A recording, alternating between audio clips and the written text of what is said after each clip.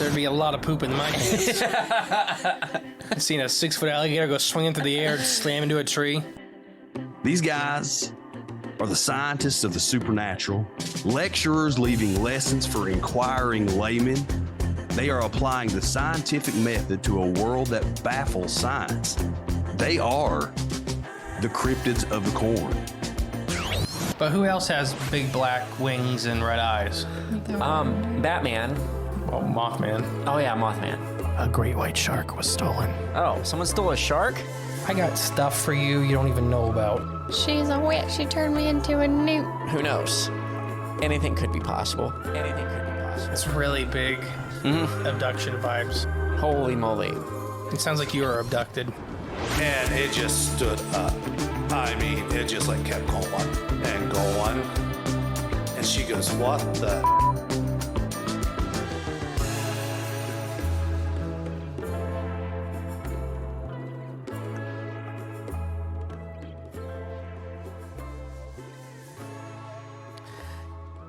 Hello, hello, and welcome back to Cryptids of the Corn podcast. I am the great and powerful Mr. E. And I am the infamous Jay. What clone number? What clone are you? You're getting the real deal. No, I'm not. Don't lie to me. This is the real one. I'm going to hit you with this coaster. Don't do that. You'll destroy my mainframe. The coasters in the studio are all ceramic. Right. They're not paper. Please don't do that. If anybody ever hears something slam across, it's either a pen or a coaster. Or my skull. All right. Well, it's funny you mentioned mainframe for today's episode topic. Uh-oh. But we'll get to that in a second. This is another out there topic, though, by the way. So everybody knows. Done. Everybody, you guys really seem to enjoy the Angels in the Cornfield episode. I'm glad. That was one, it was a little, I wasn't sure how it was going to be received. Right, yeah. But as far as, I've only gotten positive feedback from it, so I'm glad you guys enjoyed it. Okay. But moving on, Paranormal Magazine. We're affiliates. Use our link below. We get a kickback from that when you guys buy anything from it. It's a great magazine. I know Chaz really wants us to start writing articles for it. May be this one of our winter's projects. Okay, cool. We've been really, really busy. Yeah. But he keeps asking for them, so we're going to try to deliver. All right. YouTube, the documentary came out a couple weeks ago. It was great. You guys loved it. It got, as far as I know, I think 500 or 600 people watched it in the first couple days. That's awesome. Which is insane to me. Yeah, thank you guys. Positive feedback, and it was all you guys put it on. Speaking of that, though, we're starting work on our next really big documentary. So me and Jay have kind of been discussing about splitting kind of what we want to do with the documentary series into smaller, bite-sized ones and some larger production ones. Our next big one, I don't want to, it's hard to not ruin the surprise because I need to ask for help. Okay. So if you have anybody, and we did the episode on hyenas a while back in the U.S.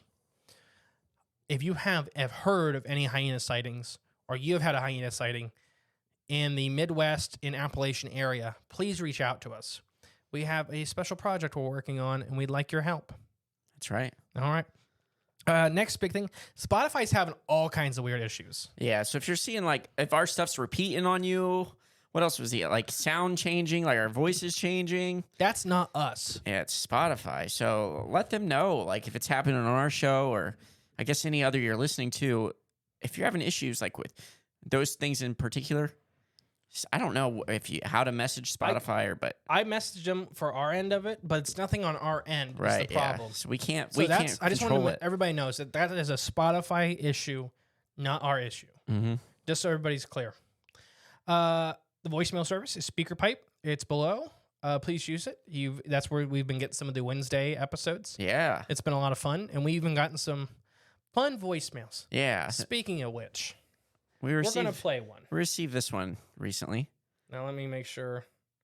I think if I just hit play, we're good. Yep. Hey, yo, critics of the corn. This is Aloysius Houlihan of the Dogman Syndicate. Says call in to see how things are going. And if you've seen any more of those hyenas, that is the best episode. And I hope that you come out with Hyenas Part 2, Legend of Curly's Gold. Well, critters of the corn, I'll be seeing you later. Bye. Okay, I let me just comment on that real quick because very funny. We don't know who sent it. It was No sent idea. by anonymous. I blame several other people, and everybody's like, "What are you talking about?" But the Legends of Curly's City Slickers 2 reference was nice in there. He sounded like hyenas. Sounded like Bubbles from Trailer Park Boys. And then I just like how he finished it off with a bye. So yeah, that stuff's hilarious. Please send us fun stuff. Like that's great. It made us laugh. So please, everybody, Yeah. use it. We're paying money for it, so use the service. P.O. Box. If you guys want to send us stuff, and a lot of you guys have sent us stuff. If you want to send fan mail, you want to send art for the new studio. If you're an artist and you want to send us something, please do. We greatly enjoy it. Anything like that, it's P.O. Box 75, Ada, Ohio 45810. Once again, P.O. Box 75, Ada, Ohio 45810. Check the show notes. Check the show notes below. Merch website. We have the summer shirts available, and people started buying the summer shirts. Yep. So people are enjoying that. I think the oceanic crocodile is winning dramatically Really? Over the spider? over the spider. The ice spiders? Yeah. Wow. Well, come on. Come on, guys. Let's get the ice spiders back up to the oceanic croc. That one's, I like that one better, I think personally. that's but, my personal favorite. Yeah. But hey, to each their own, I guess. Conferences. So we just had Squonk this previous week, and we super enjoyed it. Thank you, everybody that we met and we're hanging out with. We haven't been there yet, so I That's can't time give of out recording, yeah. name shout outs. Yeah, check our YouTube. Just pick. Never mind. Check our YouTube. We probably put out a video from Squonk Palooza. All right. Glad we're making promises for the future. I said probably. Hocking Hills is our next speaking engagement, and that is. Do you remember what weekend? It's the last weekend of September, correct? Second to last or last weekend? Oh gosh, It's like- you snuck up on me with I this. I know. didn't know you were going to bring this one up. Why wouldn't I bring this one up? I don't know. I just kind of assumed you weren't. I guess. Jeez. Yeah. So it's the 23rd of September. Okay. But yeah, we're gonna be speaking. Come out, hang out. It's gonna be a lot of fun. It's a charity event, so spend lots of money, especially on the charity, like all the charity stuffs. Right. It's for put an on awesome- by B Mills. She Yep. does an amazing work. Yep. Big Brothers Big Sisters. Yeah, It's really, really. We did it last year. It's really, really fun. it's a fun weekend. I'll Yeah. tell you that. And we had a ball with everybody. It was and it's up close and personal with Very everybody. small event. So Yeah. it's like limited tickets. That's why I enjoyed those smaller events just as much as I enjoy the bigger ones, because like Jay's saying, it's very intimate. You get to hang out with you guys. You just sit there and hang out all night. Like, And are we camping again? Yes. And we're camping in tents. well, we'll be in a cabin, Oh, okay. but we'll be on the property Gotcha. just okay. because of the baby. Oh, that's right. Duh. Last Otherwise, year. we would be. Yeah, last year we did it in tents. Yeah. Last year, Emily was just barely pregnant. Yeah, that's right. Time's flying. Mhm, All right. What's next? And then our event, 40 and Airwaves. Yeah, 40 and Airways, guys. I mean, we're sold a lot of tickets so far, so get them while you still can. It's going to be a fun weekend. Yeah. Oh, yeah. It's October. Oh gosh. Now it's 6th, 6th, 7th, 7th, 8th. Okay. Yes, 6th to the 8th. I can remember that. It's gonna be a great Podcast time. panel, speaking, Yes. hangouts, pancake breakfast. Yeah. If you want to meet us or any of the other podcasts in the group, I mean, listen to our last episodes where we named them all off. Check the show notes below. Go to our Facebook page. Check it out. It's going to be an awesome event. If you want to meet or talk to or ask questions to your favorite podcasters, that's in person. That's the main thing. This is the event for you. It's going to be a great time. We'll probably give away like a vial of Jay's hair or something like that. Something will happen. Crypticon, we're not going to get too much into that, but that's the end of the year. That's in November, the weekend before Thanksgiving. Mhm. We're going to be there. It's going to be fun. If you come to these conferences or shows, let us know. We try to learn faces and names before you guys get there. Yep. Yeah, it doesn't always work, but I do decently sometimes, at least faces. All right. Now for some new reviews. All right. Dat Boy Connor says, a nice mix of spooky and science. My family and I met you guys this past weekend at Hocking Hills Bigfoot Festival. I haven't added a new paranormal podcast to my feed in quite a while, but I love you guys and what you're doing.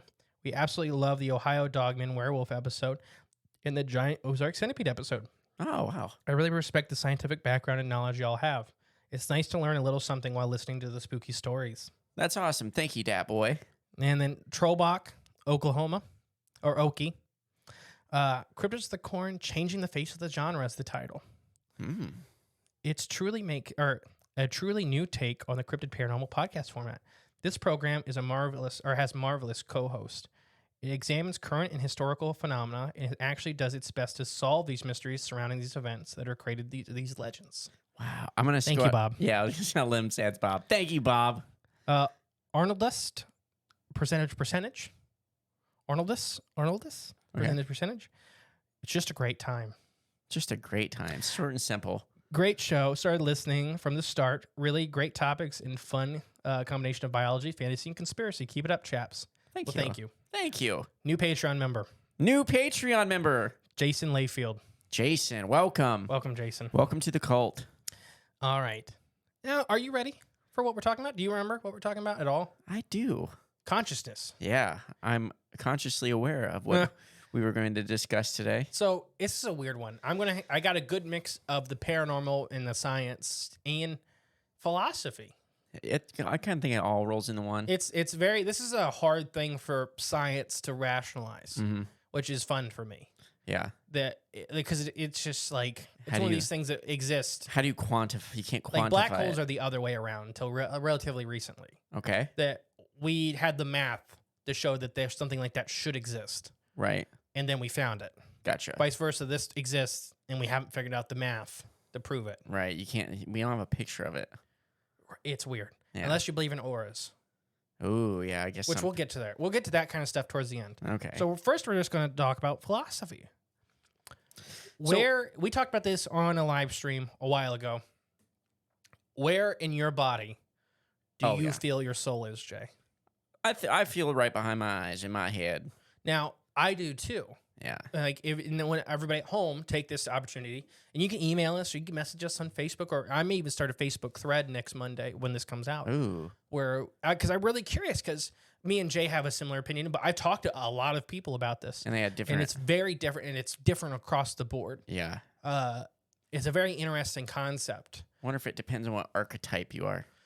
I don't know. I really think it's because your body and your soul are very different. In the Bible, it talks about that, but other religions, it talks about that. Mm-hmm.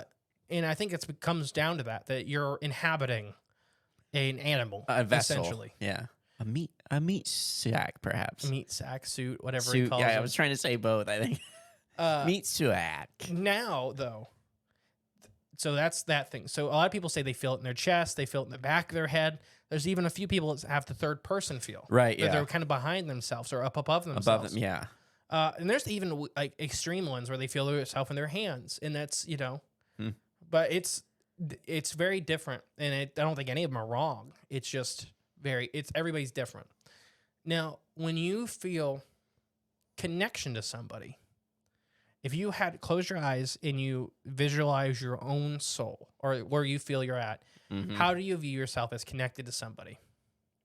What do you mean? It's very hard to kind of wrap your head around. Yeah. So a long time ago as a little kid, it's weird. I had this idea that the soul was basically kind of looked like a big gelatinous, almost like a jellyfish. Like a amoeba? Yeah. Okay.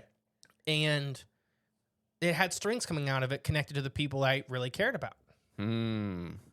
And I don't know where that idea came from. I was probably 8.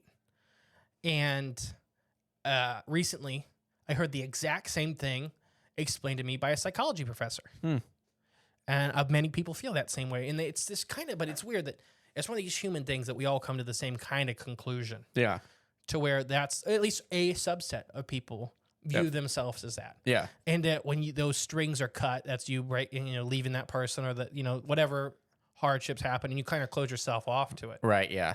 What do you think? Like, how do you view anything like that? I never really thought about that before, though. But it's funny when you're a kid, like the things you actually, if you can recall the things you thought of as a kid, it's pretty wild sometimes. Because it's real. It's unfiltered. It's untainted. Because I remember like just some stuff when I was a kid, like thoughts I had, and then like looking back, it's like, what? How did I even come to that back then when I was like 10? I don't know. Weird stuff, especially when it involves like, not the meaning of life, but like how life works. The question why things happen, stuff like that. You come to conclusions as a kid, and it's just odd. But do you have any any feelings about that?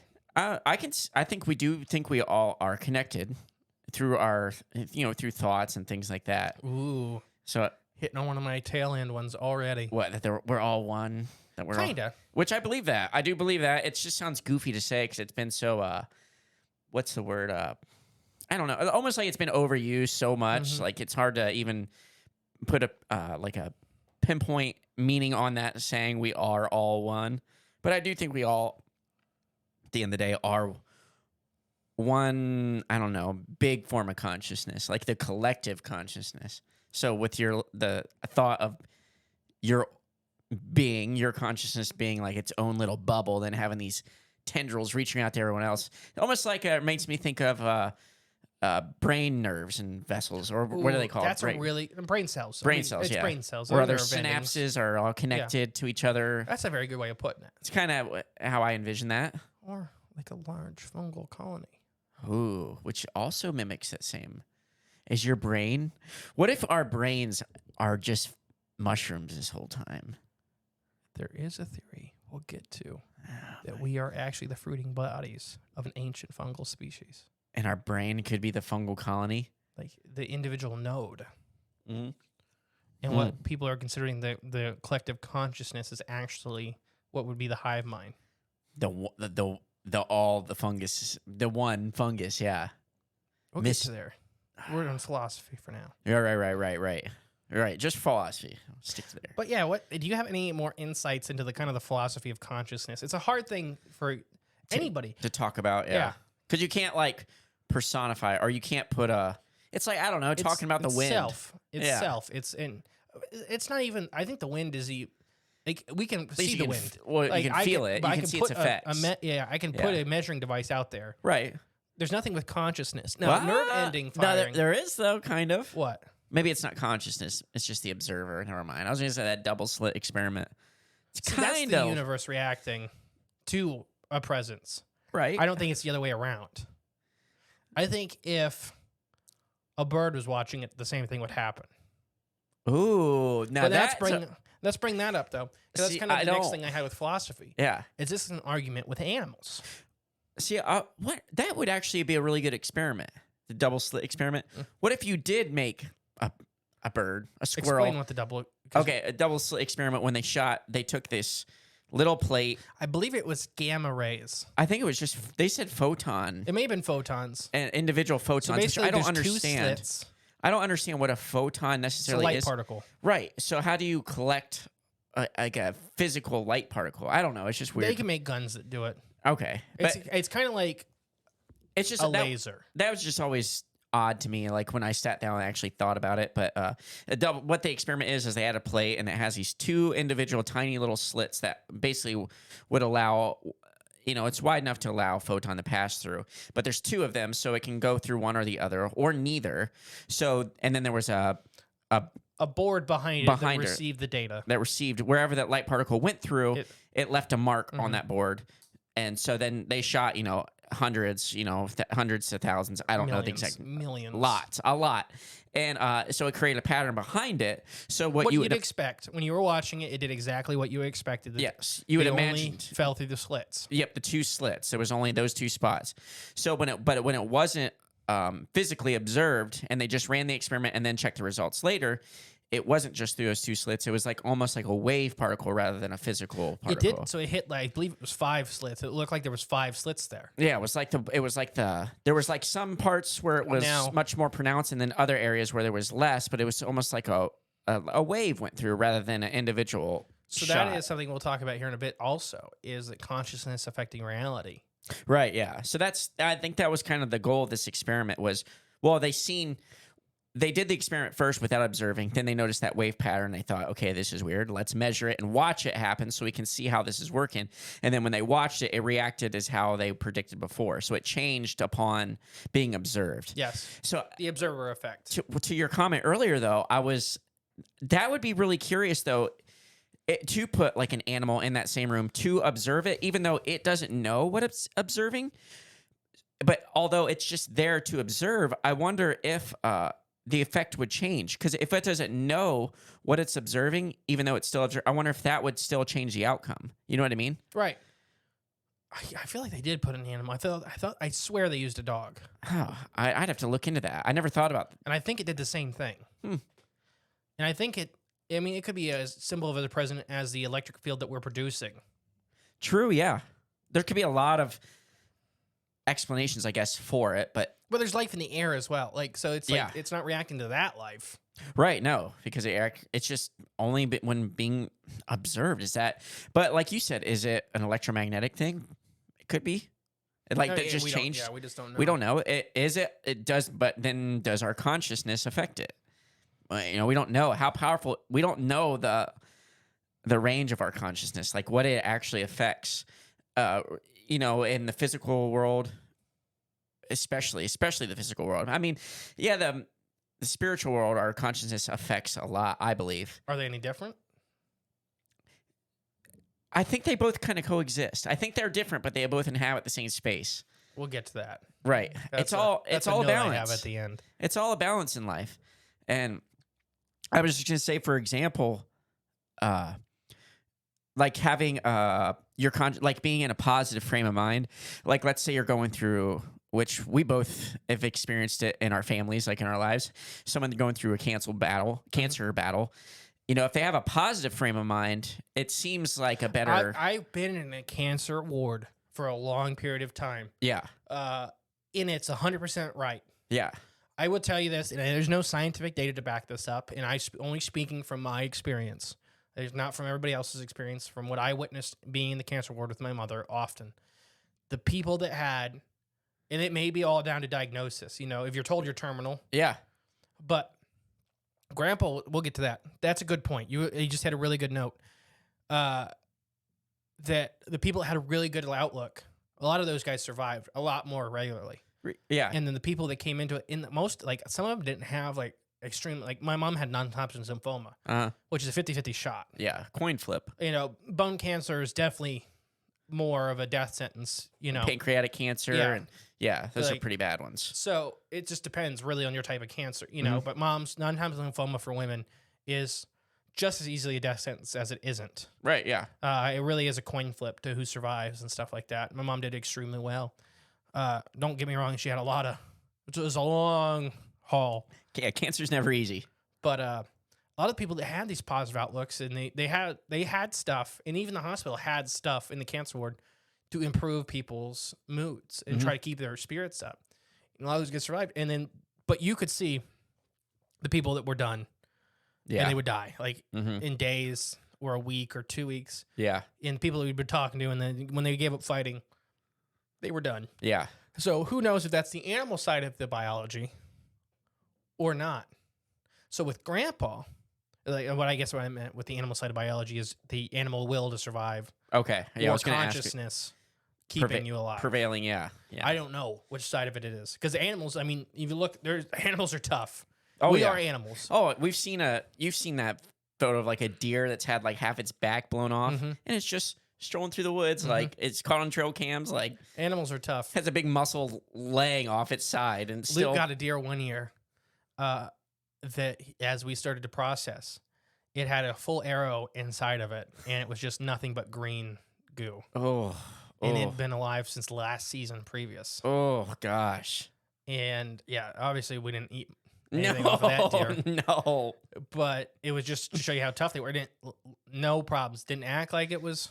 There's that guy though that's still I shot that deer. Yeah. I shot that deer. I know I shot the It's deer. gone. It literally disappeared. No, it lived. It lived. With Luke's elk, they didn't believe that he shot it either. And they made him track it down, and they found it. Really? Yeah. Yeah. Because they were like, he missed because it didn't act right. Right. Now Luke did a perfect double lung shot on it. It was just resilient. Yeah. Yeah. And it ran 2 miles. That's crazy. Yeah. But for Grandpa, he was diagnosed with terminal cancer 3 times. Yeah. That's a lot. And every time it's just we still got to go ice fishing. He's I pretty much every time I still have stuff to do. Yeah. And he got over it every time besides the last one. But the last one, without getting too graphic or sad or whatever, his spinal column was starting to collapse and his hip dissolved.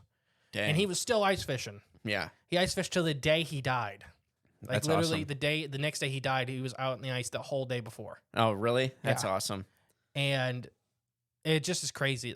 Is that consciousness or is that animalistic. I don't know. I don't know either. That's a good question. I think there's a good argument for either side. Right, yeah, yeah. I don't know. I really don't know. I think if you asked me any given day, I'd probably have a different answer for you. But that's kind of the balance of life, too. But animal consciousness is kind of a weird thing. Humans have a hard time of personifying consciousness on other animals. Right. There's even like semi-states of consciousness or semi-sentient. That's the word that's used for animals and us is sentient beings. Okay. That means understanding self, essentially. Yeah. I think sentientship or consciousness goes way down the animal kingdom, a lot farther than people want to realize. And the reason is we eat a lot of those animals. Yeah. And I'm not saying don't eat those animals. Believe me, I eat a lot of animals. Mm-hmm. But I think it's a way for humans to justify and feel more superior in predating upon those animals. By saying they have They don't have consciousness. Right, yeah. Like lobsters don't feel pain.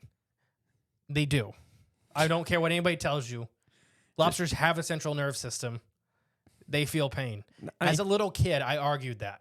Yeah. Being at Red Lobster, Yeah. and Grandpa was trying to tell Grandma that no, they don't feel pain. And I'm like, no, they have a central nerve system. They feel everything. I'm sure he was just like... I was a very popular kid. Yeah, I was gonna say, I'm sure. Just shut up, kid. And pigs are hyper intelligent. But Yeah. I eat pork, and I think that's the big disconnect with understanding consciousness in other animals. I mean, a lot of these animals have language, have social structures, and a lot of the language isn't based upon sound or words like ours is. Right. Body movements, cephalopods, color, Right, yep. texture, movements. It's all very direct to that. That's a form of sentientship. That's a form of consciousness. Oh, for sure. Yeah, I agree. So when you ask yourself, is an animal conscious, as far as what we're talking about here today, does it understand itself as an individual? Right. I mean, you can even expand it past animals, even plants. Like Let's not talk about that. Okay. Saving that for later? Yeah. Okay. We actually are working on trying to get another big podcast on to do an episode about sentientship with plants. Okay. Because you're 100% right. Yeah. There's a lot there. There's a lot there. I Like the think, guy that gave his plant a tentacle and a knife. Yeah, I seen that. Yeah, he hooked up to like these little electrodes he in a regretted robot it. arm. Yeah, Because it swatted him every time he got close. so Until it needed funny. water. So funny. It's crazy though, but it's awesome. Now, what? I'm just thinking like a snake plant, like just a normal house plant, and you're just walking by it and it has a knife, like Trying to stab trying you. to stab you as you're walking by, like a cat that swipes at you when you walk by, and you're not. This is going to be a long episode. It's just funny to me. Consciousness in Psychology, written by, Kendra Cherry. Ooh. Masters. She has a master's degree. And she just did this nice article kind of breaking down consciousness on a level that everybody can understand. Okay. Consciousness, there's various states of consciousness. And this is as far as current psychology is concerned. Hallucinations, dreams, hypnosis, meditation, sleep. And then also states are induced by psychoactive drugs. So, and then those are the various states of consciousness besides us, like besides just normal how you operate. Yeah. These are all considered states of consciousness. So when you hear people talk about altered consciousness, this is what they're talking about. So even something as simple as dreams and meditation and sleep are different forms of consciousness. Okay. Meditation's always been weird for me. It's odd, and it's in every major religion. Yeah. So yeah. It's just I still don't know. I do know what it means, but at the same time, at the end of the day, I don't. So there's altered types of consciousness as well, including a coma, confusion, delirium, disassociationism, legathy, and sturo. And what? Sturo. Sturo. Okay. I don't know what the last two are, just so everybody knows at home. They're odd. Okay. They're very psychological terms. We'll just move past them. But confusion is even an altered state of consciousness. Oh, yeah, I can see that. I could see, like, people like depression being an altered state of consciousness, confusion, like you said. Well, shoot. I mean, we don't have to get like diseases like dementia and stuff. No, it is. That's I mean, I got it later. Okay. I literally am going to talk about Alzheimer's and dementia. I have it right here in the next little 2 seconds away. That's an obvious altered state of conscious. But it is. Right, it is. And I have a ghost story for you when we get to there. Ooh, ghost dementia? Kind of. Functions of consciousness. Consciousness has several biological and social functions. For example, allows us to process information, choose our actions, set priorities, learn and adapt to new information fast, and make decisions in more time-sensitive manners. Consciousness is an essential state of philosophy, spirituality, religion, and it's all required self-awareness, which is the impossibility, or is impossible without consciousness. So, changes in consciousness over time. Brain infections, brain tumor, Alzheimer's, dementia, drug use, epilepsy, heart disease, heart or heat stroke, lack of oxygen to the brain, low blood sugar, poisoning, shock, and stroke. You forgot hammer to the head. That was brain trauma. Oh, shoot. Okay. You talking to me? No, why? I got hit in the head with a hammer. Oh, you did? Dad dropped one when we were building the cabin in Michigan, right on the teeth of the hammer, hit me right on the top of the skull, and I dropped.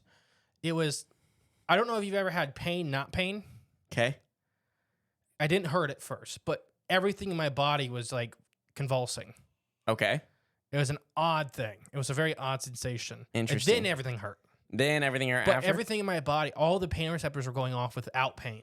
Okay. It was, I can't explain it. That is odd to think about. You didn't see like a flash of white light when it hit you, did you? Oh, no, yeah. Okay. I was out. I've been there. Okay, if it's No, happened. the teeth hit me right on the top of the skull from a like 30-foot drop. Funny I said that then. You said it right in the lap. I thought you were making fun of me. No, it's like maybe your subconscious. Then I started. That's when I actually that summer's when my migraine started. So I blame Dad. He listens to the show too. So I still blame Dad. Maybe your subconscious secretly linked to my subconscious and told me to say that. I was so nauseous for days.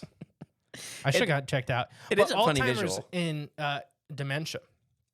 So recently, Brent Han from Area 51, big podcast, big paranormal podcast, he was sharing his personal story. Basically, his wife's grandfather coming back to them and sharing information about, and it's a very long story. It's his story. It's very long. I'm telling you, given the short version. Talking to a medium, essentially, Okay. that didn't want any money, didn't really want anything to do with it, the situation, was saying, basically told them to apologize. He wants them to apologize to Mary on behalf of him. And then the family didn't know who Mary was. Nobody knew who Mary was. And it was his hospice nurse. Okay. And he would grab at her and stuff like that and, be very inappropriate. And he, I guess, in the afterlife, felt very upset about that because it's not him. He's Yeah. like, I'm not inappropriate like that. He's like, I'm very upset about my actions towards that young lady. Okay. So will somebody just apologize and tell her that's not how I was in life? Like, Yeah. so that's just an interesting thing that if that story is fully true, as in everything is how it seems to be, Yeah. then consciousness returns to you to the state you were.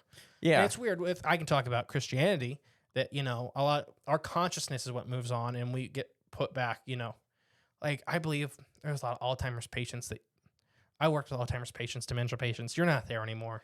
Yeah. There's not like a lot of anything going on. It's almost like something else is clouding the actual you in there. And it could be everything from demons to just disease. I mean, right. really. Yeah. It's hard to. And it's just like you're put in the back seat. Yeah. Same thing at the end of the day. It's the same thing. Demons and disease. I mean, I think one's physical, one's, spiritual or metaphysical, you could put. Like, it's all kind of the same thing. But yeah, and then there's a lot of theories about consciousness and how it came to be. So everything from integrated information theory to global workspace theory. Integrated information theory is the approach that looks at consciousness by learning more than a physical process of underlining our conscious experience. So the simplified version is that consciousness derived from being able to integrate information more quickly and efficiently into adaptation. So a lot of this is that consciousness had to adapt and evolve so we could survive better and more efficiently. Okay. And that's one. And the global workspace theory suggests that the memory banks of which the brain draws information from and experience are consciousness awareness. While integrated information theory focuses more on the identification whether an organism is conscious, the global workplace theory offers much more of a broader approach to understanding of how consciousness works. Hmm. So global workplace is that it's actively, you are formed. So a lot of people talk about, like, it's kind of a meme or a joke that, like, you're 4 or 5 years old, you're watching Barney, and then you snap to reality, like your first self-realization.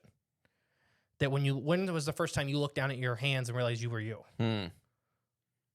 Yeah. Gosh, It's I don't know. hard. Yeah, And I don't know. I think mine was at a birthday party. It was really the first time I was me. And that's what this theory is more talking about, is once you get enough stored information, you form your consciousness. Yeah.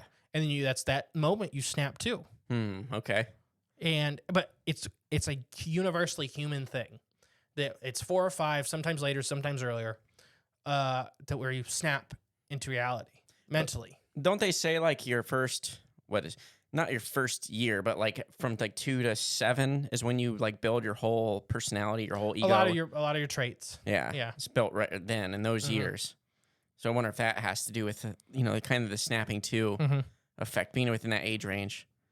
Yeah, I don't know. I can't really recall if I had that moment that happened to me in life. I don't know. I mean, everybody has. Yeah, right. It. Everyone has it's just remembering it. I think I was at I don't know, it was my birthday party, but it was a birthday party. And I remember feeling bad for something.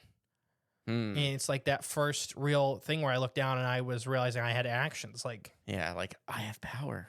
Well, no, I could do Like, bad. Right, exactly. Like I did this. Like I'm in self-control mode. This is me. Literally, and it's a human experience. Yeah. It's weird. It's very odd. So that's what this theory is more gearing towards, is that once you accrue enough information is when you snap into you. Interesting. More okay. like a computer. You're right, yeah. Or like we're talking about with AI and such. It's like it needs a big enough data bank.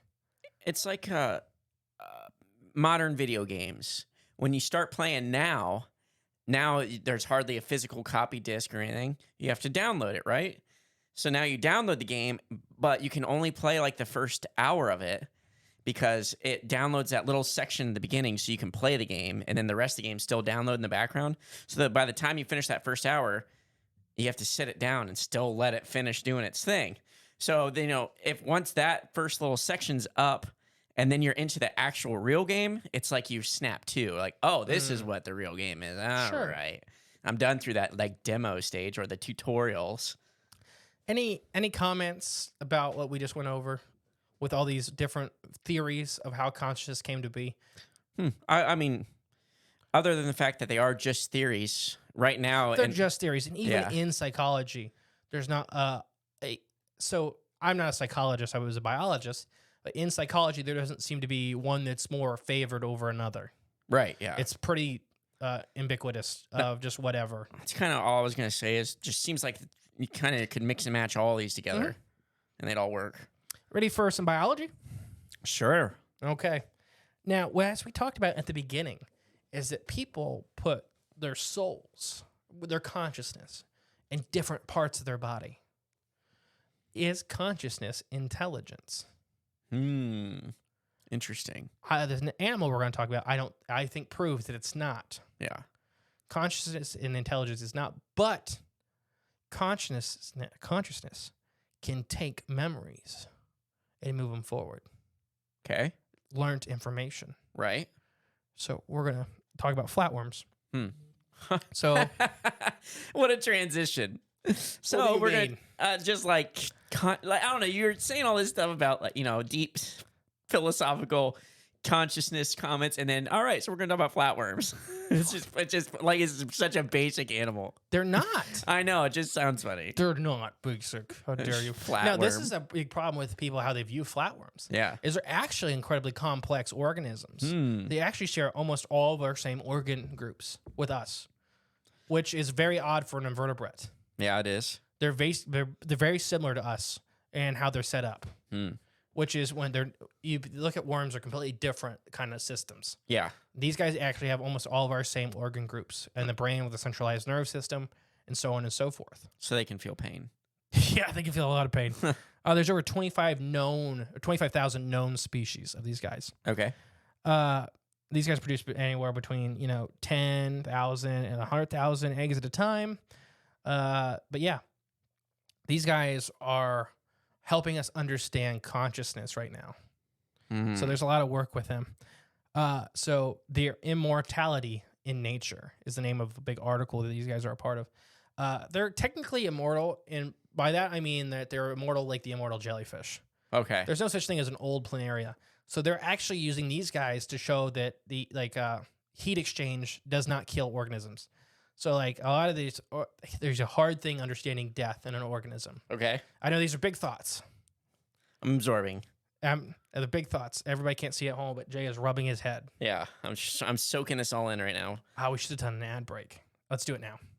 You want to do an ad break? Yeah. Okay. Okay, guys, we'll be back. Jay's gotta calm down.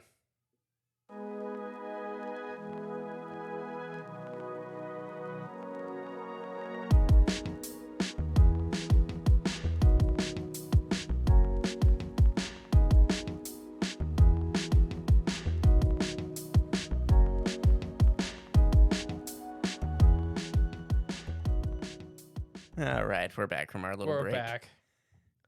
All right. So like what we were saying, is so we use these guys to understand kind of heat death, or that organisms burn themselves up over time, and that's why we die. We age. We start losing our cells, reproductive capabilities. Okay. It's kind of a hard thing. There's a lot of big fancy words we could use, but we don't need to for this exercise.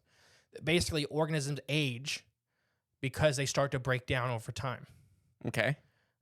That doesn't seem to be, flatworms prove that it doesn't have to be that way. Yeah. So why we think jellyfish could do this, immortal jellyfish, for example, is because they're very simple, very incredibly simple animals. They are capable of feats, but not a lot of organelles, not a lot of organs, not a lot of complex nerve systems. Like a lot of upkeep. They're very simple. Yeah. Flatworms aren't. They actually share a lot of the same organ systems we do, including a complex brain. So how could they do this feat then? So they're really, there's a lot of biologists moving towards this that shows that age and death are it's very odd. Like it's a hard concept to wrap your head around, but it may not be what we think it is. Okay. They might not be like an interlinked relationship between the two. Right. Okay. It may be something we can escape from. That's scary. Yeah. They have true symmetry. So that means, Flatworms. yes, Okay. that when you cut them in half, they look identical. On both sides, yeah. Like we do. Yeah. Well, But they have, mostly. Yeah. Besides our organs, but and it's really only one, liver. kinda, Ish. the heart. Heart, you're right, yeah. Biology is advanced just like us. They have brains, internal organs. They have a head. They have a true head and a tail. They have a long digestive system. They have a centralized nerve system. They do not age. They're true immortals. So, what am I getting at here? What experiment with consciousness? I don't know. Flatworms do have a cool ability. If you cut off a decent chunk of them, they'll regrow back. Okay. So they were training flatworms to do mazes, to do food puzzles, to do all these courses. And these flatworms had figured out the fastest route, and they knew the fastest route. Yeah. So they remembered the puzzle. They remembered the system, the left, right, left to get the food reward fastest. Gotcha. They were then cutting the tails off of those flatworms. So no brain, barely any central nerve system. Okay. They would let the tails grow into a fully formed new flatworm. So it grow a new brain? Yes. Okay. And then it would remember the maze fully. It would remember every test ever taught to it. Like it had been doing this the whole time. So it's like the same worm. Yes. So this is where they're getting into consciousness. Yeah. Is not a system of stored information, but maybe storing information. It's weird. Consciousness may be its own thing separate Right. from information. So this is what we're using the flatworm experiment for. That they were doing, like they were cutting these little pieces off with almost no nerve endings in them, and they would remember everything. So they're like basically making clones by doing that. Yes, Okay. but they remember everything, Right. every life experience up to that point, Exactly, yeah. every test, everything learned. Like a straight up real clone of that same individual, yeah. That's crazy. So what do you think about that I don't know. That with does- consciousness? Yeah, it specifically? doesn't seem like it should be possible or work like that, but Oh, it bothers a lot of people. Yeah, this it is- bothers a lot of people. it's just odd. There's scientists just screaming at these flatworms saying, you're not supposed to be able to do this. Yeah, because I mean, you're essentially having the same thoughts, like, or I don't know, being duplicated. That's weird. I don't know. That's an odd But there's thing to even wrap my and head this is a around. really big study. a really large study, and it's called the this name of the study is Immortality in Nature.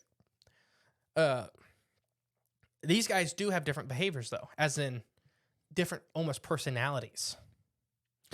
Between the two, like, clones? Yes. Oh, really? So they're different but the same. Yeah. It's very odd. It's a hard thing for humans to understand because it's taking stuff that we fundamentally think we understand and breaking it. I know what it's like. That's okay. Let's hear this. It's like in, how would you do it? It's like in Back to the Future when he goes forward in time or back in time and then he comes back to the future. How, like, the timelines kind of switch, you know, because each affected things. So he essentially has the same thoughts, but now he's living in this new world that he essentially was created. And now he's living his life through that. So now that Marty McFly is going to have different thoughts and experiences from that point forward as compared to the other Marty McFly in the original timeline with his thoughts. But at that same point in time when he goes back, he's still the same Marty. But from that point forward, they have their own experiences. I have another example for you. Yeah. That's because I think people are really having trouble understanding that a flatworm is a complex animal. Right. You know, so they look at them like worms, and they're Right, not. like They're basic. very, very different from worms. Yeah. They're much more closely related to us than worms. Okay. So let's take a German Shepherd. Okay. Imagine a dog. Very complex animal, right? Right. You cut the tail off the dog. I mean, literally just mean like the end of the tail. Okay. It regrows a completely new German Shepherd that remembers everything trained Yeah. to that other German Shepherd. So when I say a little bit of a nerve system, I mean a little bit, not anything holding any true data. Right. Yeah. And then regrows, but has a different personality. It may prefer this food over this food. It may do this thing over this thing. But the trials and then the training, it remembers everything of that. It's almost like it was born again, but from that same mold. It's very odd. It's a hard thing. It so is. this is where we're getting into consciousness versus intelligence. Yeah. Because, like, if it's regrown its own whatever brain or its own body, and now there's two of them, where does consciousness originate? Was it originated then right there as it was regrowing itself? Did, like, it absorb a new consciousness? Or is consciousness just in our bodies? Yeah. Like, it's in our Is bodies. it a physical thing that's within us Like, already? it's a thing that's just attached to us. Like, it's not hosted in the brain. Well- It's not a part of the memory or learning system. It's just us. What if consciousness is just hive mind thought of our cells, each individual cell in our body? Save it. That's all it is. Now, I could. The consciousness is more like attached to the cells versus attached to the brain or attached to any organ system directly. Mhm. It's more attached to the unit.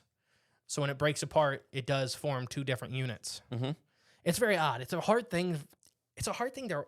Hopefully, you guys at home are enjoying this episode. This is a wild ride. Let's get to the paranormal, though. Do you have Okay. anything for planaria before we get to paranormal? For what? Planaria. Flatworms. Sorry. Oh, okay. Yeah, That's what they're called. you use those I try Latin not to. things. I know. No, it's very weird. That's just weird. I didn't know about that. Consciousness affects the paranormal. So this will be our last little segment. Okay. Now, this is like different layers of existence. Altered states allow us to see. So they're basically like mushrooms, talking, and demons. So what I mean by this is that we can do stuff to alter our states of consciousness Right. and see different worlds. In my opinion, some of those are real. Some of those aren't. You know, it's manufacturing by chemicals in the brain and so on and so forth, whatever. Mhm. Some of them are real, though. And you're talking to real creatures. I don't think you're leaving. I don't think you're going anywhere. Because a lot of these talk about astral projection when a lot of people look at this like mushroom trips, you're astral projecting somewhere else. I don't think you're going anywhere. I think it's all here, and you're taking a step one way or the other in seeing the world through their lens. So when you're talking to these, what I believe are mushroom beings, these colonial organisms, these big neural networks, when you're talking to them, there's the ones that are outside your house. You're right. Yeah. You're talking to the ones here. You're talking to the ones that are experiencing it with you, and you're crossing enough wires to where you get to talk to them for a short period of time. And vice versa, the demonic ones, when you do more like the DMT trips and, you know, the more harder ones like peyote and stuff like that, where you get to more ayahuasca and scary entities. Yeah. They probably are real at some point, and they're always around you, but you're able to communicate with them for a short period of time. What do you think about this? What if instead, here's another thought Mm-hmm. too, your consciousness, like the vessel, like, so we talked about earlier, your body is like it's a vessel, and then your consciousness could be like a remote, somewhere remote, and then it's almost like your brain is like the receiver on like an antenna, and your consciousness, it's receiving your consciousness, so you're controlling your body. You look at your hands, you tell your fingers to move. They just don't do it on their. I mean, some people they move on their own, but for the most part, But you don't tell your heart to beat. You don't tell your things like that. Things like that. That's like the robot part. That's where the animal. the animal part. But what if when you do like these hard, hallucinogens or something that takes you somewhere else, a different world? What if it takes you to where that your original consciousness is residing? And then you actually get a glimpse and see where it's actually at in its own space. And then when you snap back, it comes back to the vessel, which is you, here on this realm or this dimension even. What if it is just going back to the dimension where it's originally at? Just That brings me to my next one. Oh, really? It's the connection between all beings, whether it's human, whale, mushroom, Amoeba. anything with what we consider that has consciousness. Right, yeah. And I do think there are some simpler animals that may not have consciousness, or simpler plants that may not have consciousness. I don't think it's inherently available to everything, but I think there's a lot of stuff that has it. I eat trees and whales and mushrooms. That's exactly what I think you were saying, is that it's the connection between everything. It's that little spark of what we consider intelligent life. Yeah. But it's in everything. And there's varying levels, A tree does have intelligence in my mind. Is it as complex as ours? Probably not. But that probably doesn't need to be. That's it doesn't, the thing. They do save their offspring. They do. Yeah. Trees do a lot of planning. Tell them about after a really quick, heavy rain. So if you guys ever, and we're going to save this for that big episode we're trying to work out in the future. But I'll give you the quick. If you guys are ever driving in the hilly or mountainous areas and you see it looks after a big rain or during a big rain, it looks like steam is coming off of one part of a mountain or the hill, like literally one little isolated. It looks like almost fire. That is actually a large tree trying to save its offspring from drowning. So what they do is and this you can look it up, everybody can look it up, it's scientifically proven.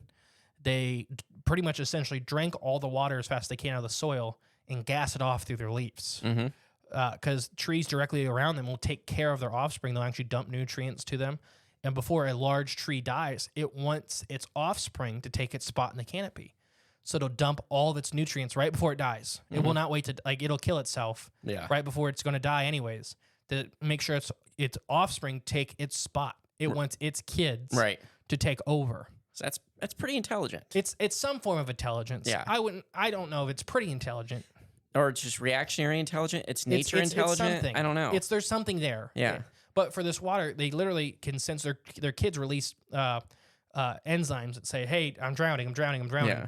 So the big tree literally drank everything as just much as it can. And into I the air. remember Ron Cass, a college professor I had, is the one that did it like gallons per minute, and it's crazy. It's like I don't want to say the wrong number, but if I remember right, it's like up to 50 or 60 gallons a minute for some of these giant trees. That's craziness. And it's a lot of water because the big guy is not going to drown. Yeah. Trees breathe through their roots. Yeah. A lot of people don't realize. That's why cypress trees have the nodules that come up around out of the water, is so they can breathe. Makes sense. They're odd. They're odd organisms. Oh, yeah. Well, that's tree consciousness. So what if this is the connection between all beings? And that innately, consciousness just is a gift that is given between all beings. All living beings and various levels. Consciousness is not intelligence, in my opinion. What do you think? It's just self-awareness, maybe? Yes. Okay. Like a tree understanding it's a tree and it has kids. Or it has its task to perform. It's doing. It's not intelligent It's by just- what we would consider as intelligence is. But it's aware. It But needs it's to be self-aware Yes. that it needs to protect its offspring to promote its future. right. That's different. And it's hard for humans to separate because it's so ingrained for us that consciousness is intelligence. Right. Yeah. Yeah. But it's not. It's very different. A very unintelligent person and a very intelligent person still have the same level of self-understanding. For the most part, unless there's a disease or sickness involved. Yeah, Or- I'm just saying, like, But for the most part, Yeah. yes. I say 9.9 times out of 10, yes. yeah, but so intelligence is different. That's a hard thing for people to understand. Hmm.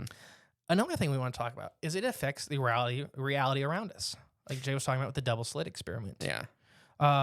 Also, poltergeist activity is often attributed to humans. Mm-hmm. That we are literally causing this stuff. It is mostly, and we'll talk about this.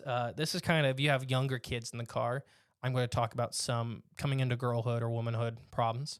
It is normally associated with a young girl that is coming into her first period or her first set of periods. Mm-hmm.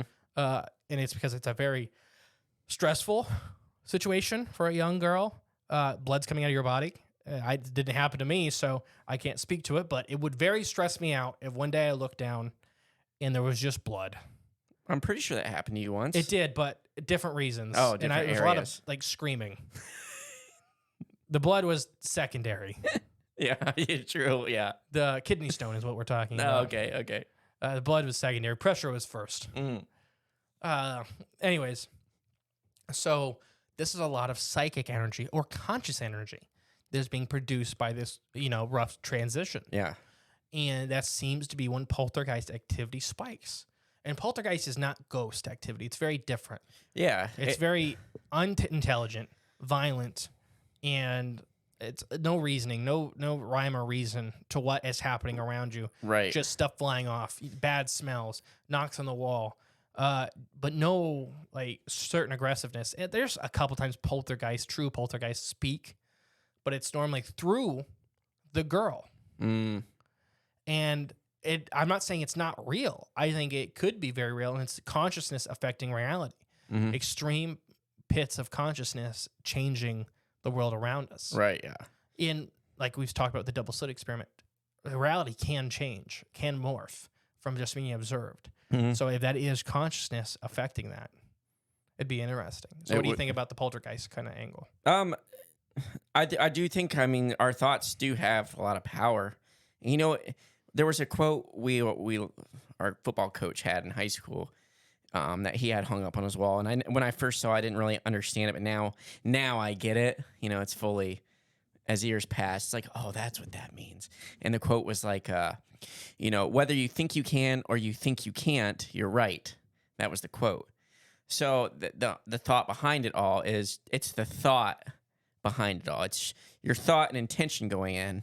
That's what matters most. Because if you think you can do something, you can probably do it. If you think you can't do something, you're probably not going to be able to do it. I mean, so yeah, there's exceptions where you surprise yourself, or maybe just subconsciously deep down you knew you could after all along. But you just see like people, in most experiences, if you're cool, calm, collective, and you can do something, more times than not, you're going to follow through and accomplish your task at hand. But it's just the thought, the intention and the thought behind it, which is your consciousness, in my opinion. I think that's your consciousness affecting outcomes to certain degrees. Now, speaking to that, Yeah. that could even explain some of the freaky cryptids we get. Okay. The biologically non-sound, the Enfield horror and stuff like that. Yeah. That at first was seen by kids. Mhm. Kids imagining their boogeyman, the weirdest, freakiest monster. And then once the dad got involved, he seen it was real. Yeah. Nothing happened. Yeah. It's not there for you. Hmm. It's whether it's a psychic phenomena that's being produced by the world with mixing with your consciousness or your consciousness fully producing these odd things. I think a lot of Bigfoot encounters or these secondary Bigfoot encounters, rocks being thrown, that kind of stuff could be you wanting it so bad, your consciousness, or even being scared of it. And then your consciousness putting that out into the world and the world reacting. Yeah. Almost create. Yeah. The world itself reacting to you. The universe, the world, whatever Yeah. you want to call it. Yeah. It's reacting. It's a very, I think that level of energy is very simple. So it can be resonated and return whatever you're putting out into it. And Very mimicking. I think that's a lot more common than people realize. And I think that's not like a secret of the world. So or we how the talked world about it works. with Bigfoot, that if you look at a lot of these secondary Bigfoot encounters, not saying that there aren't secondary Bigfoot encounters, there are. But you have a bad smell. something flies at you and you hear loud knocks. If that was in a house, you call it poltergeist activity. Right. Yeah. 100%. In the woods. It's Bigfoot. Yeah. But not saying I don't think it's always Bigfoot. I think it's poltergeist activity. Right. Yeah, I think it's you doing it. Could be one and the same. You not realizing you're doing it. It's you doing it. You are in these high stress situations, whether you really want it to happen or you really don't want it to happen.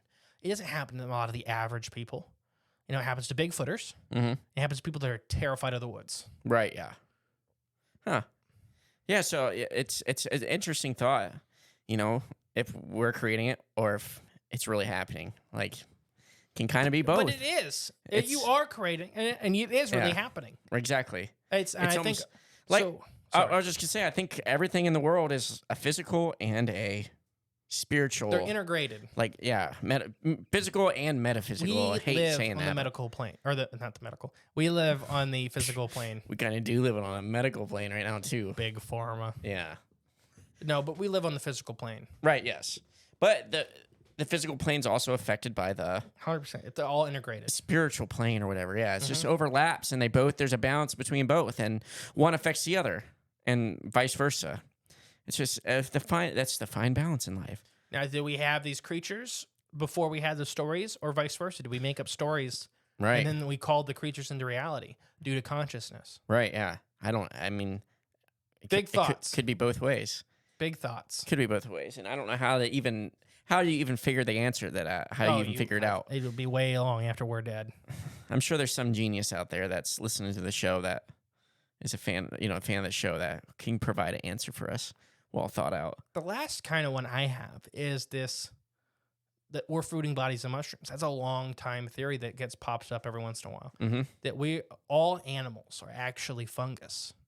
And there's a lot of evidence of this, that animals sprouted from the fungal order. Yeah. Animalia came from fungus. Yeah. That this consciousness is a ancient trait from the colonialism of fungal colonies. That nodes can have basically its own intelligence, its own actions, but when it comes back to the group, it shares information, even within other species. So there's some theories that this consciousness is actually fungal intelligence that is carrying on. By that, I mean, it doesn't even, maybe not connected with modern day fungus, but it's from us coming from fungus and having this kind of ancient trait that we really can't explain anymore. And that when you start doing these altered states of consciousness is when it starts flooding in. Right. Those memories come back. Yeah. Or the ability to connect fully back to an order. That's why it can be really freaky. You could be connecting to a dolphin, and it's not a good thing when you don't know what you're doing. Yeah. Dolphins are scary. Oh, yeah, they are. Or a shark. Like, people talking about some of these entities they meet are fully predatory. No intelligence as far as what we consider conscious, but no intelligence. Right. And they're just they're to eat. Yep. And that could be very shark. You know, fulfill a sharks task. aren't monsters. Oh yeah. But they will eat. Right. They're very sharks remind me more of computers. The same thing with fungus. Their types of intelligence are much more robotic, much more AI driven. The simplest solutions for complex equations. Right. Action, Capable reaction. of doing very extreme complex calculations, but they will always pick the simplest answer. What do you think about that? I never really thought about that before, especially like meeting other, I guess, beings in an altered state of conscious. So we are, in that theory, we are all, like every animal is a body of fungus. Right, yeah, A in that theory. descendant. Which, if you really just stick to straight like biology, mushrooms and funguses were here first, as far as we know. As far as and they are. There's a lot of fossil biologists that say that they're that animals came from them. So, and what if in the creation of us now, like the stages for us to be where we are now. I mean, what if we did start off as like mushrooms like that to seed this space we call Earth? It was started with the seeding of mushrooms, and then they, shaped the lands that we see today. And then once that was ready, then it's like, okay, now let's change into like different areas. We're plants, we're sharks, we're trees, and all sorts of fauna. So plants are not descendants probably from fungus. We don't know. Just because of chlorophyll. Well, then maybe that's a whole nother magic. Maybe like one of them like figured out, hey, this works for us. And chlorophyll is a big part of tonight's Patreon discussion. That's right. Yeah. Wait, chlorophyll? More like borophyll. Except it's magic. Yeah, exactly. Literally magic. See, it wasn't borophyll, Billy Madison. Science has magic, whether people want to admit it or not. John Parsons John Parsons? did the sex magic for rockets Oh, okay. with Aleister Crowley. That's not a joke. No, I know it's not. He literally is the one that developed I just like that whole sentence. Sex It's magic real, for though. rockets. It sounds like a CD, like an album. he had a sex house for magic, and they would go and build rockets for NASA. Oh my gosh. Yeah, there's a whole lot of, that sort of energy. So then there's And him and Aleister Crowley were friends, and then they fought. there's that sexual conscious energy too. That's like super powerful. So I don't know if we're gonna get in that in this episode. Maybe that could be No, a that's- Patreon episode. Yeah, it's But- something we need to. There's people that will use like that form of energy and really like use it as like a powerful thing, and like they can hold power over. They can do. I don't know. It's kind of crazy. Because it's a release of psychic energy or conscious energy. And it's focus. It's really strong energy because like I don't know, when you're hyper focused on like that in particular, like But reproducing. it's a mix of animalistic. Yes, it is. So it's like very two mega powers combining. Not to reference wrestling or anything, but it's like when Hulk Hogan and Randy Savage, Macho Man, come together. Come together. That's when the mega powers right combine. now. A lot of sexual energy between them too. Now, do you have anything else for consciousness? Oh, here's a thought. It just popped in my head when we were talking. It Yeah. made me think about. There was a story about this. You ever hear about the lady who had she had a heart transplant, like from. Yeah, continue. And There's so a movie about this. Oh, really? Maybe. It It's could be- different. There is Yeah. a movie with this Okay. idea behind it. So she had a heart transplant, and the lady that she had gotten her heart from. Well, so the lady that was sick and needed the heart transplant used to hate peanut butter, never liked it. Then she got a new heart from this woman who was dying or had died, but she was brain dead. So she got her heart, and then after she had healed and her body received the new heart, she all of a sudden started getting like cravings for peanut butter, like late night cravings. Couldn't explain it. Just would go to the kitchen, spoonfuls of peanut butter, and just eat it because she felt like she needed it. So then when she actually met with the family of the woman whose heart she got, and then she started telling them like how great grateful and thankful she was, one, for what happened, but then she started telling them about the peanut butter, and there was another thing too. I can't remember exactly what it was. And then the family told him, oh, she loved peanut butter. Like she absolutely loved it. That was one of her favorite things. And then she also had like some memories too that she brought up. Exactly like the flatworms. Yeah, that's craziness. So, well, some people thought so there was the thought of that, yeah. And then other people thought like memories and stuff aren't all stored in your brain. That's what we're talking about with the flatworms. Yes. Consciousness is different than intelligence. Well, some people think they might be stored in the human heart too. Like your heart might. I think it's all cells. Oh, just all cells in general. Yeah. Okay. And it's like when you get these because that's not a unique story. Yeah. As in far as stuff being carried over with transplants. Right, yeah. There was a movie, and this is going to be a butchering of this movie because I just remember watching as a kid because it involved aliens. But a guy got her husband died in like a wreck or something, and his whole thing was like communicating with aliens. Okay. And a guy got his heart, as a transplant. Okay. And this guy started building this machine in his basement that he had no idea what he was building. He was just compelled to build To do it, yeah. He didn't understand what he was building. He didn't know what he was building. And finally, the wife met and everything. It was the communication device for the aliens. Oh. And Did he ever finish it? yeah, Did and the he ever aliens communicate? actually, Did he communicate? Yeah, and I won't ruin the end of the movie because it's actually a pretty good movie. But he didn't know what he was building the whole time. It wasn't like a documentary, right? No, Okay. it was like a movie. It In was my like, head, it had some goofy movie. Like it was Yeah. like kind of not a goofy movie, but it had some funny bits and Right, stuff yeah. like that. But I it gotcha. had some serious notes. Yeah. It's from, I'm going to say like the 70s or 80s. I cannot remember a single actor in it. I watched it probably too young because it had some scary scenes in it. You don't remember the name of it, do you? Okay. Well, I'm sure we can find it. Oh, Robert Smith. Yeah, we'll have to lean There's on your him. shout out, Robert Smith. What's his podcast? Support your local podcast. There you go. Check him out. Jay's Yes. been on it. Oh, yeah. A couple times. Yeah. Great podcast. But Robert, now you have to reciprocate that and tell me what movie I'm talking about. I'm sure it'll pop Good up. luck. Yeah, 'Cause he'll I think know it it. was on VHS. Yeah. You play it in a VCR. You're right. I know. but that's the flatworm experiment. Yeah. It's essentially that is that some form of consciousness gets carried over, Right. Yeah. but the flatworm has a completely different personality Yeah. with the same memories Okay. or learned behaviors as Right. well.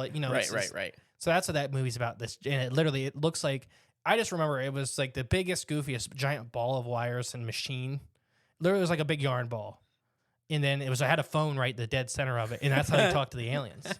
That's hilarious. But he had no idea what he's building, Yeah. and he was scared. I think if I remember right, he was scared to answer the phone Gotcha. because the phone kept ringing like after he was done, and he's like, I have no idea why I'm building this. I thought I was like an artist or something, like just like this is Yeah. what art flair was. Right. Yeah. And then it started working, and it scared him. Yeah. So he tracked down. I think he tracked down the woman's the husband's wife, Gotcha. and he's like, figured "What out- is this? Yeah. What is this thing? Yes. Ever since I got your husband's heart, the phone doesn't stop ringing." So maybe that movie could be a form of soft disclosure. I almost threw it. I almost did. I think it's. I'm telling you, soft But disclosure. there's a baby in the next room. Yeah. The only reason I didn't hit one of the aliens Because he's not crying right now. Mhm. That's the only reason. He was already crying. But yeah, do you have anything else? About the whole consciousness thing. I mean, Final thoughts. okay. Final thoughts. I mean, this could be.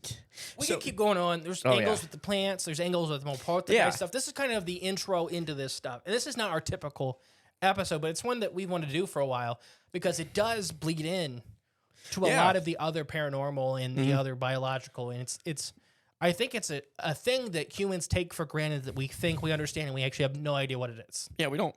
I don't spend too much. I mean, I think about it. I think not often. I'm talking scientists that study this Study this. have no idea what it is. Right. Yeah. Exactly. But we take it for granted. This is one of the scientific things that we just take for granted that we think we got it figured out. The average person thinks we got it figured out.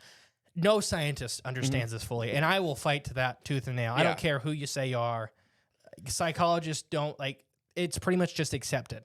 And there's 85 different theories of why it exists, but we just know it exists. So like I said with the black hole at the beginning of the show, Yeah. that it's the exact opposite. We have the phenomena, it don't have the understanding. Right. Yeah. The black hole, we have the math that says that something Understanding. should exist, and then we found it. Right. Yeah. We just didn't have the phenomena. Then Yeah. we found it. Okay. Yeah.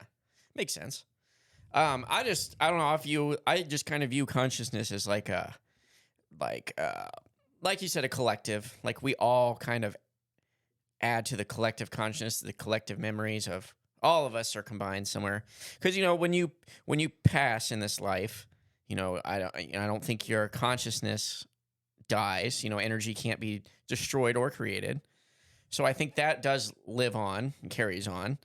Where does it go? Where does it end up at? And maybe it just ends up where it originates, which I don't know where, but In a giant mushroom. in a giant mushroom, Remember, probably. kids, Yes, and don't lick God. don't do it. Yeah, don't do it. You don't like that. You don't want that. But I think I think your consciousness, it's almost like playing Grand Theft Auto. You are the person with the controller controlling the character on the screen. That character on the screen isn't creating his own thoughts or his own movements and things like that. But you are the person holding controller. So when you translate that to real life, I think our bodies, us, when you look in the mirror and see yourself or move around the world, navigate in the world, that's the character in the game, like Grand Theft Auto. But your consciousness is the one holding the controller, controlling your body, and deciding your actions you're taking until the subconscious takes over. You can kind of do stuff without even realize you're doing it. But when you actually stop and think about it, that's your consciousness. Kind of just like remoting itself into your vessel and doing what you want to do. Like you are in control of yourself, and then I think your consciousness will affect physical reality around you. But it's your thought and your mindset and your intention behind it that kind of controls it or drives it or shapes it in a sense. So then their physical body can then navigate through those waters or whatever test, I guess, is faced in front of you. No, I mean, it's all interesting. I think I'm very much in personally, consciousness is the soul, Mhm. and the soul is why you can connect to these other things. Not that it's a part of something greater. You're an individual soul as well. Yeah. In my opinion. Right. Yeah, I agree with that. And that's why consciousness is not intelligence. It's just a hard thing for people to understand. Yeah. Is that you think that you're intelligent because you can rationalize yourself and understand that you're on a rock in space or whatever. Mm-hmm. But it's not intelligence. Right. No. Yeah. There's fiercely intelligent animals that are not as conscious as us. Right. And there's some intelligent people that They're are all not reptiles. that are not conscious at all. I have been the great and powerful mystery. And I've been the infamous Jay, right? Sure. Just the normal Jade. I don't believe it, but sure. Just the normal one. No funny business. Normal flat back here. Bye. Thank you for listening to Cryptids of the Corn podcast. Please share with a friend you think would like us. It's the best way to help our show grow. Leave a comment, rate us, a 5-star review, and remember, there is always extra content on Patreon/CryptidsOfTheCorn.com. And don't forget, stay magical.